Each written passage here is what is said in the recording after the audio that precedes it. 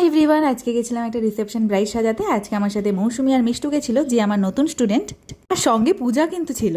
এই হলো আজকের মিষ্টি মিষ্টি ব্রাইড কামনা। ওকে নিশ্চয়ই আগের ভিডিওতে তোমরা দেখেছো। আর আমি এক বাটি বরফ নিয়ে বসে গেছি। কেন জানো তো? এত গরমে মেকআপের আগে বরফ লাগিয়ে নেওয়া ভীষণ জাদুকরি একটা টিপস। আর যারা এখনো পর্যন্ত ট্রাই করোনি তারা করে দেখো, দারুণ রেজাল্ট পাবে। আর ওর ফেস মেকআপ পুরোটা কমপ্লিট হয়ে গেছে, দেখো কতটা গ্লো করছে।